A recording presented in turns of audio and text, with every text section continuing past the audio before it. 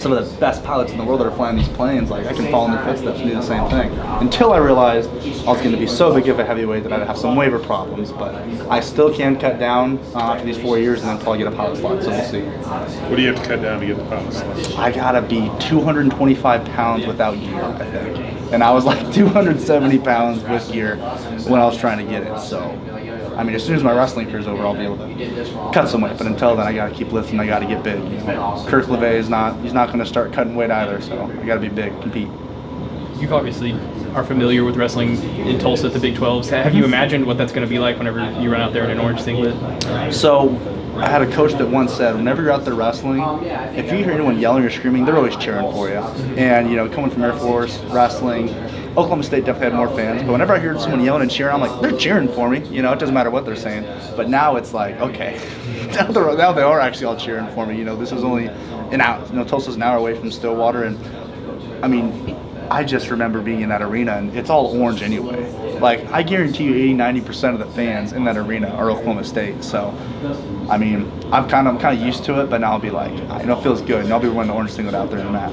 What I imagine for every team that's coming into that, it feels like a home tournament for Oklahoma State. Just like, do you guys not resent them, but are you like, oh man, of course they're cheering for these guys? Or is there any of that whenever you're coming in to Tulsa from another team?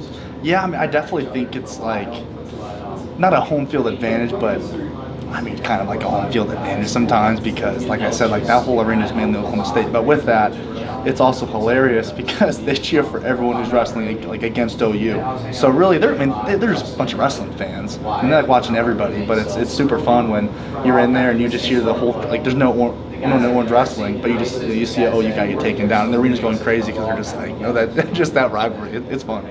Air Force is on the schedule this year. Yeah. Is that kind of unique seeing that? It is a little different for me. Obviously, there's no bad blood there. I love my team. I still keep in contact with all my guys. You know, that duel, I might wrestle in it, I might not. You know, one match isn't going to determine the rest of my season, whether I wrestle that match or not. But, I mean, I love those guys. It's awesome. And wrestling against them, there's nothing wrong with some friendly competition, but we'll see. You think that'll be weird for you, like that day?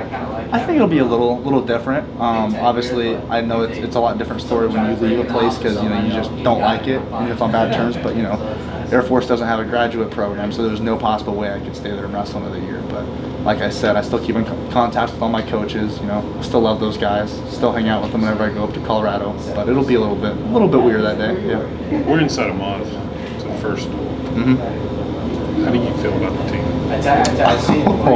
So, I mean, wrestling each other in this room is crazy because Coach Taylor teaches both sides of everything every time we do something, and I think we just don't realize how how much we've sharpened our sword, how sharp our edge is, because wrestling each other is we're like when there's a scramble, no one's conceding any point, so these scrambles are long.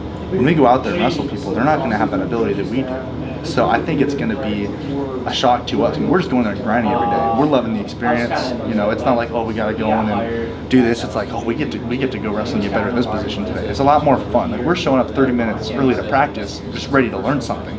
We're not dragging in at the last second, so the energy's there, especially as I'm watching, because I don't cut weight, but I watch the guys cut weight. I mean, they're doing it the right way. They're still feeling great. They're still wrestling super strong.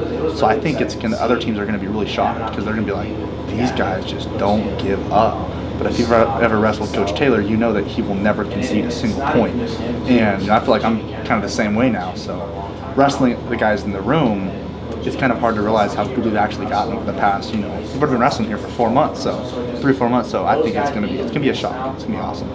Were you in the finals at Big 12s with Serber a couple of years back? I was, yeah. And he almost had you in a crate. Yeah, he did. Have you guys discussed that moment at all yet? No, I think we've joked about it a couple times. I mean, Serber's awesome. He's liked by everyone. It's hilarious. We're going to school or we're going to get dinner and everyone's just saying hi to Luke. I mean, it's so nice finally able to be teammates with these guys because in wrestling and when you're competing against people, it's different because that's the only perception you have of them is the competition version of it. When I step on the mat, I'm gonna kill you. I'm gonna rip your head off.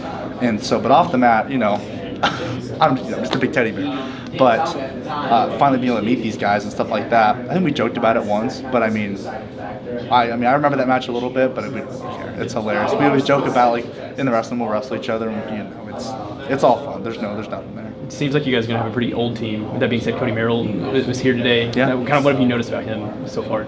Yeah, I think the young generation, which is weird to say. I mean, I'm technically still younger, but I'm a fifth year, and he's just coming in. But I mean, kind of trying to give them a solid foundation. I know stuff that made a big difference for me when I was a freshman is what were the upperclassmen doing? What were their habits? Because that really directly translates to what's going to happen to the little guys. And we got the older guys here are setting probably the best examples I could ever think of at any school. So, at Air Force, I try to set that good example. There's some things I did good. There's some things I did bad.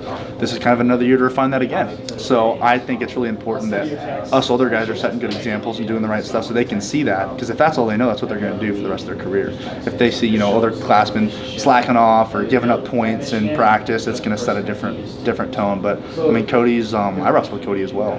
But he's cutting a little bit of weight, but they're so open to learning from us. And I mean, because I'll wrestle them and I'll give them feedback, and they're very coachable, which is probably the most important thing. Because if you have a great coach who knows all this stuff, you're not going to listen to them. It doesn't matter. But they're really digging into the program, and having someone like Coach Taylor, who's so reputable in wrestling, it's easy to follow what he's telling you to do. I'm sure you've been